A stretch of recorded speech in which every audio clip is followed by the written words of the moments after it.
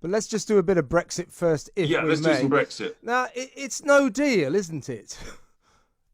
Well, the Prime Minister is, I think actually he's holding firm. I've been saying for weeks, and many Brexit Party representatives have been saying that he must hold firm, he mustn't bottle it. Yes, it's right to try for a deal, and so far so good. He's holding firm. I think he's surprised. He and Lord Frost have surprised the European Union, and look, it looks like we may be heading towards no deal. We're comfortable with that. It gives maximum flexibility, maximum freedom to pursue the Brexit opportunities. And, to be honest, the Liz Truss, she's just announced 2 trade deals elsewhere around the world.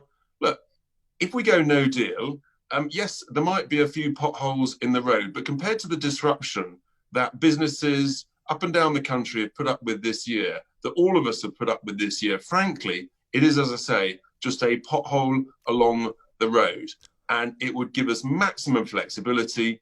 The tariffs that we charge on goods coming into the EU would enable us to support our farmers, our manufacturers, provide the necessary aid that we need to as we transition to operating under, the umbrella of World Trade Organization rules on a sort of similar basis to which Australia works. It's interesting in the Australia model, they've got, I gather, about 80 separate agreements, individual agreements in different sectors with the European Union. So there's a different way of doing it.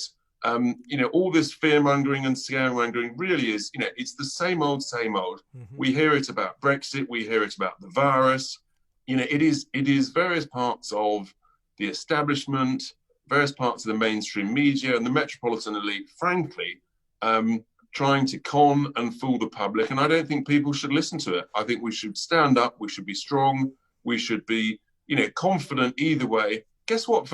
When there's a challenge, when there's a bit of a difficulty for a business, what you do is you roll your sleeves up, you get stuck in, you work a few extra hours and you sort it out. It's not rocket science. Yeah. Now, the thing about this dispute, if you like, or the talks, if you want to call them that, is, I think, to be fair to Boris and to David Frost, they've dug their heels in. The issue is sovereignty. It's about sovereignty over our waters, our borders. It's about sovereignty over our trade decisions. This level playing field nonsense is just that, nonsense. Why should we allow Europe to dictate how we trade? That's the whole point. So they've dug their heels in about sovereignty, and it seems to me, a thing or two about that Brussels lot, Richard, that they do not understand the concept of sovereignty. They can't understand why we would stick to that 100%.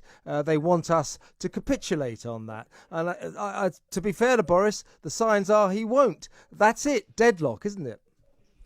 Well, let's hope he doesn't bottle it. That's been my nervousness.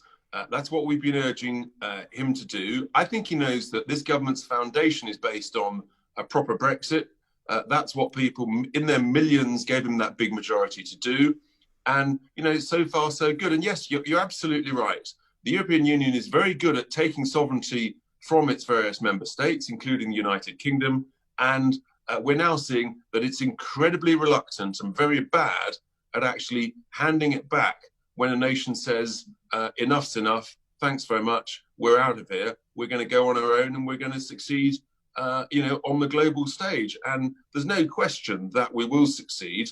And we need that flexibility. We need that ability, actually, to cut the daft EU regulations, the ridiculous costs that are unproductive. We can become more competitive, which means we can grow faster. And if we grow faster, guess what? That means more jobs, better wages, and everyone's a winner, and the economy grows faster. And, we then become a real competitor on the global stage. And it also means, everybody gets terribly, certain people get very anxious about, it means that, certain things are going to be more expensive from the European Union. Well, guess what, folks? Buy British. Yes. Buy cars, the wonderful cars made in Britain, buy the wonderful food that our farmers manufacture, the wonderful fish that our fishermen and women, they catch. It's a fantastic opportunity. And let's make more in the UK. Indeed. But as I say, why were we, or do we continue to be subjected to this theatrical pantomime? That lot dashing over to London last weekend. I was amazed. We were told that last weekend these are the absolute last-ditch talks. We cannot go beyond Monday. And then suddenly at 5 o'clock on Sunday, they all up stumps, the British and the Europeans, and head off to Brussels. Well, that's just time wasting. Why do they do that? Why didn't they stay in London? Then, of course, Boris goes for his famous steamed turbot and scallop dinner with Ursula von der Leyen.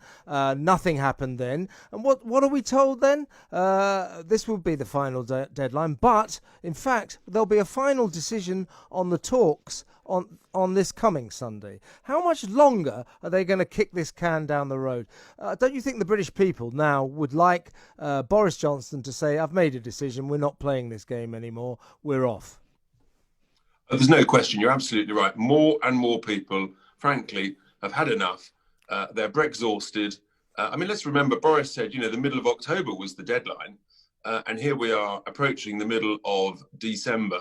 But it is the way the EU do things. They set a series of deadlines. They get missed. You get closer and closer to midnight. And one minute before midnight, there's a last minute deal. What we just don't know is the extent to which some of this is all choreographed, Kevin. Yeah. And it's highly possible. I did wonder whether Boris was going to come out of the dinner on Wednesday night waving a white piece of paper saying, deal in our time.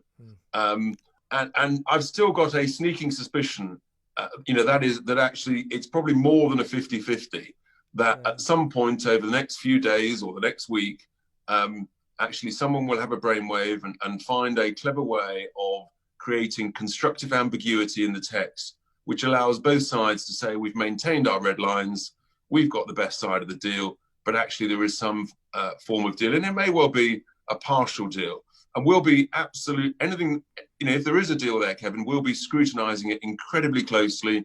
And, you can rest assured, if we think that there's been any form of sellout of these key red lines on level playing field, on sovereignty, on state aid, on fishing, then we will shout incredibly loudly with a megaphone from the rooftops to make sure the British people understand that at the last minute, we've been sold out. Yeah. And I think Boris knows that. And he knows that, frankly, his premiership is doomed if he does that. And bearing in mind, of course, Richard, he's already sold out Northern Ireland, so the portents are not good. But the people, obviously people like you, are going to be very vigilant about watching the details if there is some kind of deal. But I think the people of Britain have now become rather experienced of that. They'll know what to look out for. If he starts saying, the French can fish our waters willy-nilly for 3 years, let alone 10, people will not like that. That will not be good enough. If he compromises on our sovereignty of our borders, of our trading, of our fishing, he's in deep political trouble.